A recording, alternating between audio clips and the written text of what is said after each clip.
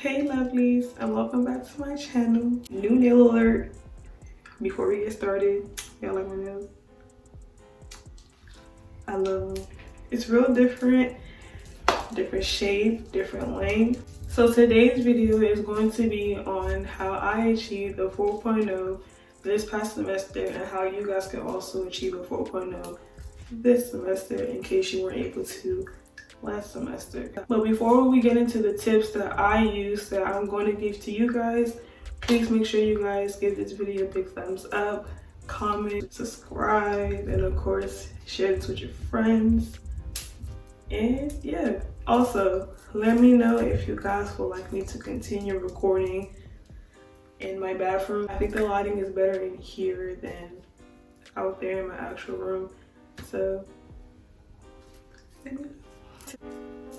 this first tip might seem a little bit dramatic, but it's not. Reevaluate yourself. Take some time to self-reevaluate and think if you need to reconsider your major. That might be it. Let's say you've been doing this so-and-so major for a while, but semesters have passed and you feel like you're not where you feel like you're supposed to be at academically.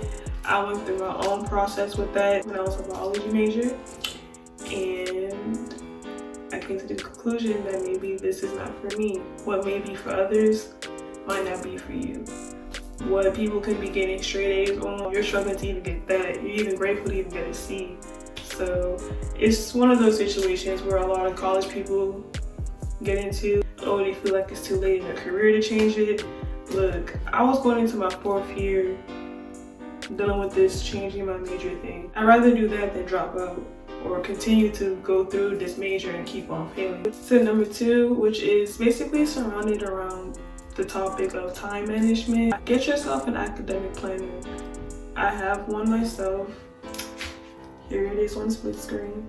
So yeah, without an academic planner, you're basically just going to be all over the place, which really messes people up when it comes to doing their work and missing assignments and missing deadlines, because they have so many different classes going on, so many different other responsibilities outside of school, and they're just all over the place and not remembering every single thing because they're not writing things down.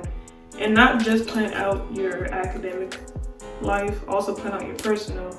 Create a schedule. If you don't want to buy an actual academic planner, then you can go ahead and download a free app. There's a lot of free academic planning apps. Some people use the dry erase boards that they put on top of their door. Just do it the simple way and just type everything down in your notes app. But time management is key. Prioritizing and staying organized is key. Another tip that I want to get to y'all that I did to achieve straight A's was doing my homework the minute it was assigned. And not literally like doing a whole assignment or a whole project the minute it was assigned to us, knowing that it's not due for another couple of months or a month or a couple of weeks. Let's say you do have a project, like today's the 12th of February. So let's say you have a project and it's due on the 28th, which is 2 weeks from now. Instead of procrastinating and waiting till the 25th or 4th to start it, plan out what you're gonna do when you get home from class. At least that, if not actually starting on the legit assignment. So you know what you're gonna be doing each day and see how long it's gonna take for you to finish that assignment until you reach the last step of the assignment. You might complete the assignment the day it is due, the night before, or maybe even a few days earlier than that. When I had this big project for one of my classes last semester, she had gave everybody their own topic for our presentations, and mine wasn't due until October.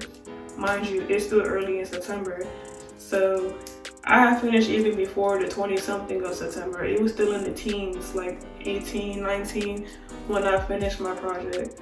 So I had a whole month of relaxation. I turned it in. It was no longer in my head, and it was less things for me to worry about. And I did get it in.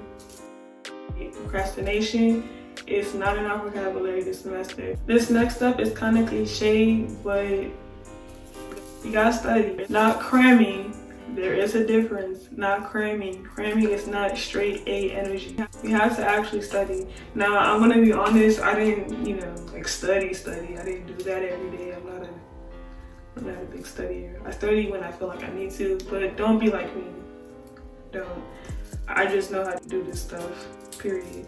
But yeah, the more proficient you study, the better the test results. To be clearer, when you're cramming, maybe at night or 2 nights before, it's fresh in your memory, yeah, but then when you actually get to the exam the next morning, not everything is still up there, okay?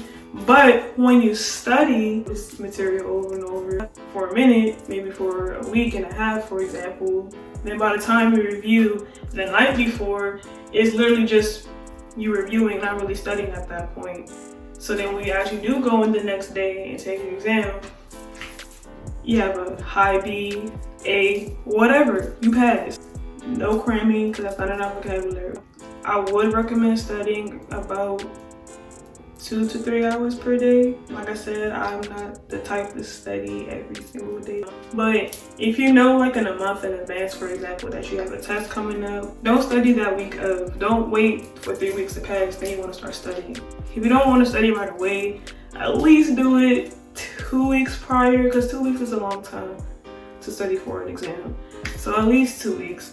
Or if you want to really be on top of everything, you break down each chapter per week. If there's 4 chapters and you have 4 weeks until the next exam, a chapter a week, something like that. Take notes and rewrite them yourself for better understanding if necessary.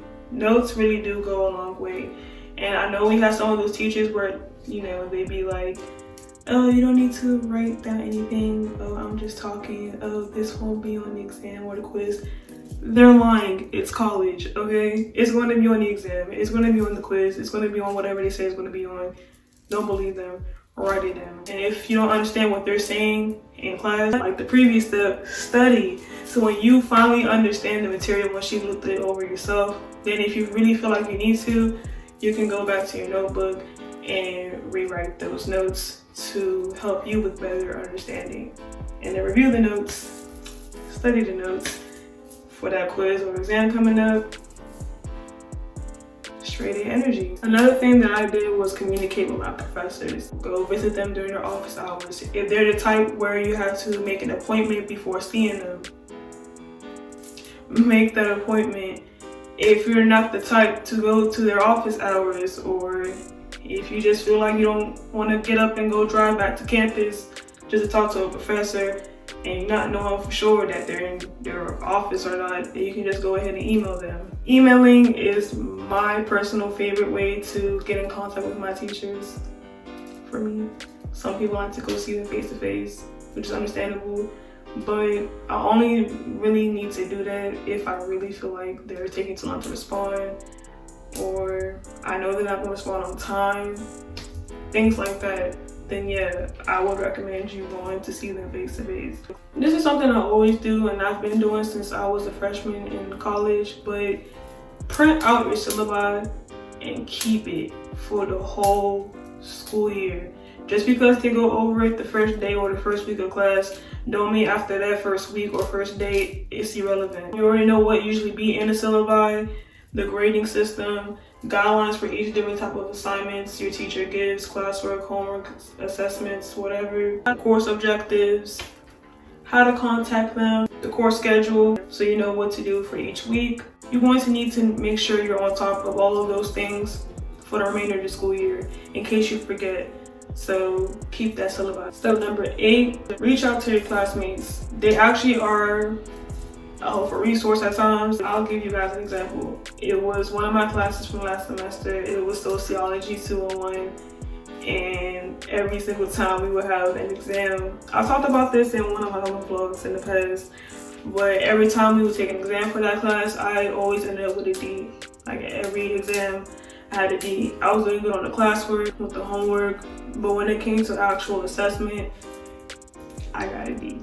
But I ended up passing the class with an A because I used my resources. In this case, my classmates. We got together in a group chat, we're helping each other out with the answers for the final, and we all ended up passing the final. Everybody had either an A or a B. I had an A. But yeah, don't be scared to talk to your classmates. They actually are helpful people. You might even make friends throughout this process, and it's really good to have friends with people in the same class or even the same major as you. There are other resources you can go about instead of just talking to your classmates. There's tutoring services. That one doesn't need explanation. There's the library. You guys pay thousands and thousands to come here each semester. Use what you are paying for. You're paying for what we are being provided on this campus.